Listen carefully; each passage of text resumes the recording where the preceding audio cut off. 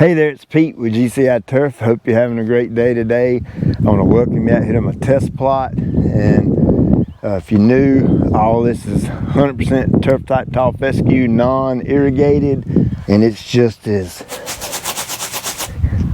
listen to this, thick as the hair on a dog's back.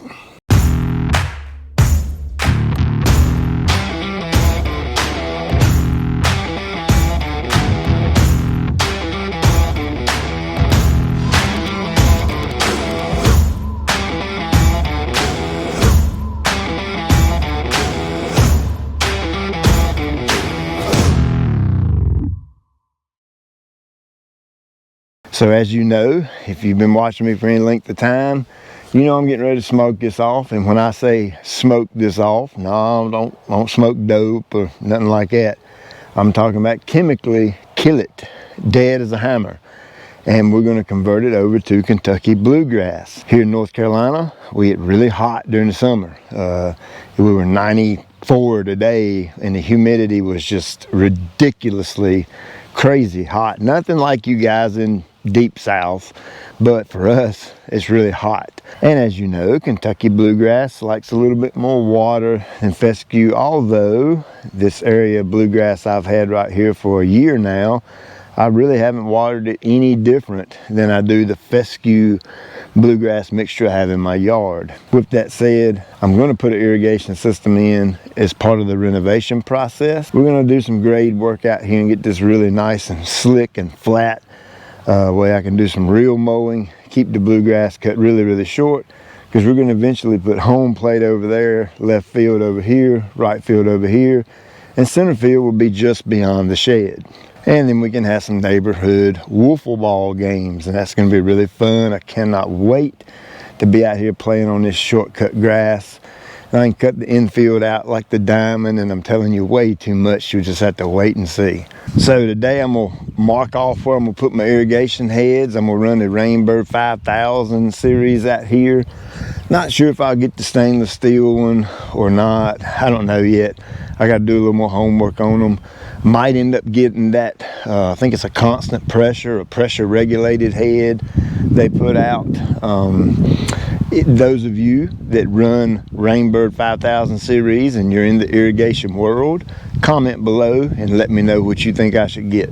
Now, in no way, shape, form, or fashion am I an irrigation professional. Okay, I can show you how to grow the turf, I can tell you how to water the turf and all that, but I don't do irrigation installation in my lawn care company. I'm not licensed to do so. This is my personal property here, so I'm able to, I can do it the heck I want to on my personal property. It's America, right? So I'm going to put my irrigation system in out here, just like I put the one in at my yard and the one at the shop. And this area right here where the bluegrass is at has underground irrigation. I know the people that watch this all the time, you get tired of me saying the same thing over and over at the beginning of the video, but I do that for new folks. And so I just like to get folks up to speed and let them know. So with all the irrigation talk, you can use this if you want, or you don't use it. But as you need to know, I'm not a licensed professional when it comes to irrigation. I'm doing this based off of 15 years or so of really paying attention to watering turf, okay, and making the turf healthy, and the few irrigation systems I've installed myself. So let's get to it. So if you have plans or intentions to do a full-blown renovation this fall and you have absolutely no idea where to start, you're completely blind to all this renovation talk, that's what my renovation guide is for. It will take you through step by step by step and show you every little last intricate detail of how to do a renovation. It's recently updated, so it's got all the updated latest and greatest info in it. I'll link it up in the description. It'll be there if you want to check it out. So first head, I know for a fact it's going to start right here on the corner, and I'm going to build off of this corner and lay out the entire yard. So first thing I'm going to do is I'm going to measure from this head all the way down to where I'm going to put my last head out.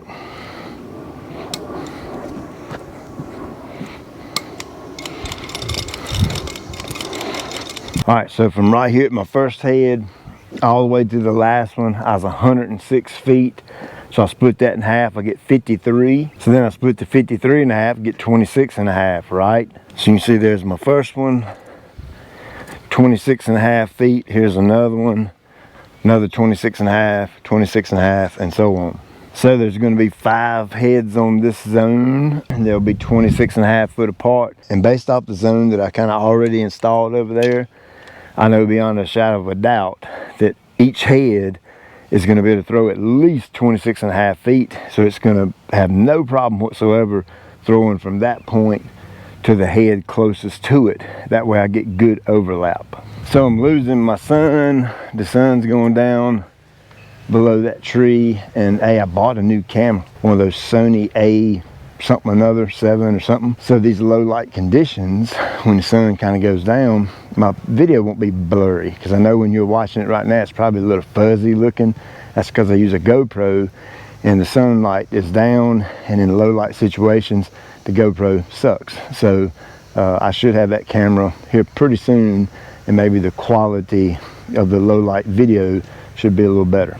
All right, so I know I'm going to come out and run my main line up here in my bed and put my valve boxes up here, and I've got a head right here.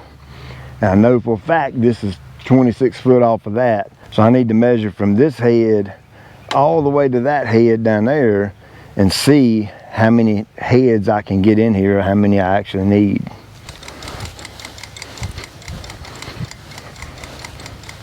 All right, so I'm 115 feet. Let's divide that by 2. Find the center point. It's 57 feet. It should be right here. And I'm gonna put me a little dot just to mark my spot. Then I'm gonna come over here and square it up with the road. Yep, almost dead spot on it. This can of paint is not doing good at all. Then we'll find my halfway point between the middle and my head up here. That was 56, so I'm here at 23. I don't like the way that looks. I don't like it. Let me redo this. Stand by. All right, so I didn't really like the way that looked to my eye. So what it is, to come off that edge, 25 to match up there, come off that edge, 25 to match up there. Divided that by what was it, 3? I think I had 63 feet in between there. So I got 1, 2, 3 heads in between there. So that puts my heads off the edge 25 foot apart, and puts the heads in the middle about 23 foot apart roughly.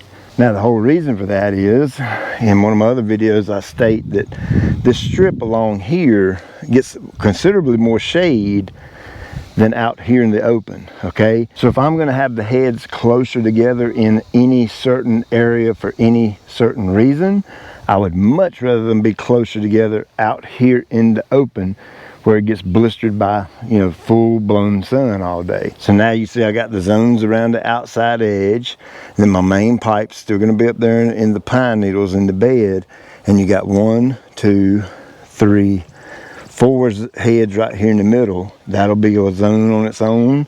And then coming down this side, 1, 2, 3, 4, that'll be a zone all on its own. So far that's 1, 2, 3, 4, 5, 6 zones. Now when you get over here, it's going to be a little bit tricky, okay, because I need to put zones around the building, and then I probably need to get a couple of heads out here in the open. So more than likely this will be just some, you know, basic math, split the difference type deal. And of course I'll have this zone around the building. There'll be 180 heads, so that zone will be all by itself. That'll be 7th zone. And then out here in this open, I can probably do 1 more zone. That'll be 8. And this section right here, I'll probably just kind of piece it together somewhat, you know, sort of, kind of. I'll probably split the difference from here to here and throw a head right in the middle. And, you know, of course, I've got 5 heads along the fence that are going to be throwing this way. So this area should get covered real good. Then probably somewhere right about here will be a head, and that'll split the difference between there and there. And then I got this area where it kind of opens up, and probably throw a head about right here, because there's my other head. I'll probably come about 20, I don't know, 4 or 5 foot off of that. So once I get everything marked, I'll go through and count and see how many heads I need. It's going to take quite a few heads right here. Probably tomorrow I'll come out here and finish marking on the ground, and that way I can go through and take a physical count and get all my heads ordered. Somebody needs to come back here and spray these weeds. You'd think a daggone yard boy would be able to keep that cleaned up, wouldn't you? Lord have mercy. I ain't never in my life. Poor housekeeping, poor. I'm telling you, poor. Remember earlier in the year when we just destroyed this turf with the Ventrac, coming in and out so many times, cleaning out the shed? Look at how that's healed up. All right, so basically what I've done is I've measured the length of the road, divided it by 5, and these heads are roughly 26-ish feet apart. I went over here to that corner, and that, because I know there's going to be a head there, I come 25 foot off of that, and then I'm 25 foot off of this one, and then I measured from that head over to that head, divided that by 4, and evenly spaced those out, and then repeated that process down through here. So from the fence, I think it was like 111 feet ish from one end to the other. Got a middle point, then divided that again, center of that, so now those heads are evenly spaced out down through there. Then the same thing back here on the back. I know I've got a head in the corner, and then come over here and playing off this head, I come my 25 foot out, and then off that one 25 out, measured that length in between that, divided that by 4, and now I've got those heads are roughly 23-ish feet apart. When you go all the way around the outside edge, everything is pretty close to being even. I'm not the guy who's going to get incredibly super meticulous about having the heads exactly 2.3697 inches and 1/10 apart. I'm just not going to do that. Hopefully this helps you somewhat lay out your irrigation system if it's something you're planning to attempt to DIY yourself. And really, for someone who don't own a lawn care company and don't have equipment sitting in your garage like I have sitting at the shop, realistically the only piece of equipment you need to install an irrigation system is a trencher, and you can go get that at Home Depot. They rent them every single day. Your local farm store might have one for rent. Heck, you can lay your irrigation out, hire somebody to come out and do the trench work, and you do all the pipe work and lay the wire and all that kind of thing, hook the valves up and put the heads in, and then cover it back up. So during this process, you're going to see me out here with a lot of really cool equipment that I use in my lawn care company, and it just makes sense for me to use that because I'm on very limited time. You can do it with one piece of equipment. A trencher is basically all you need. So there's 2 things I want you to take away from this video. Number 1, the layout of the irrigation system. Okay, don't just come in here and lay out a bunch of straight lines and make a few little simple measurements and put a bunch of heads in it and roll with it. Okay, I just had a video showing you that this section of turf up here is going to require slightly different watering than the turf out here in the open, because this gets a little bit shady, okay, during the middle of the day. And I've watched this for 8 years, and I know that when we get lots of rain, this section right here can thin out a little bit. If I have to run this zone right here, I don't want that head up there watering and the heads out here watering at the same time. I want to be able to micromanage that one strip right there. Luckily, that's the only area out here I got that I have to do that with. So that's why that's its own zone. Okay, so shady areas, maybe areas on a slope or on a hill that's going to require considerably more water than flat ground. You want to make those areas its own separate individual zone, even if you have to pipe it all the way around the property to make it happen. Okay, it's so worth it in the long run is to micromanage those zones and lay them out according to how the turf needs the water. Number two, I'm basically just laying things out in a grid style format. Okay, simple basic math. Get your measurements and stuff like that. Make sure your heads are evenly spaced apart, and that's kind of how you lay out your zones. And make sure you double check and triple check how much water supply you have, and that will determine how many heads you can run on a zone. Okay, you know, somebody with real low water volume and pressure, you may not be able to put 4 and 5 and even 6 heads on a zone. You may only get to run 3 heads on a zone, and that means you're going to have more zones in the area. And you know, in my case, I'm fortunate with a heavy water supply, 28 gallon a minute. I can get 5, I mean, I could probably run 7 heads on a zone, to be honest with you, but the way this is laid out and the way I want to micromanage water, that's just too many heads on a zone. So I'm going to keep it between 4 and 5 heads. But again, you need to make sure, this is incredibly important, that you don't overhead your zones. Okay, meaning you don't put so many heads on a zone to where your water supply cannot feed that zone.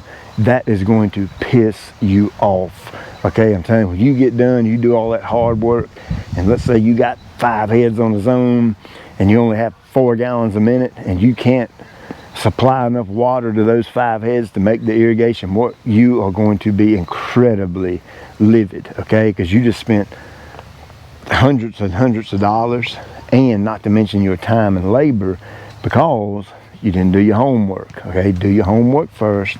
Make sure, I cannot stress this enough, make sure you don't have too many heads on one zone that your water can't supply those heads. Okay, so hey, again, sorry for the lighting. I apologize. When I get that other camera, maybe that'll change up things, the way these low light conditions look. I mean, there's plenty of light here to do and see and work, but on the camera it looks jacked up because I can't even hardly see myself in the camera anymore, so I apologize for that. So as always, I appreciate you taking time out of your day to watch. I'll check you later.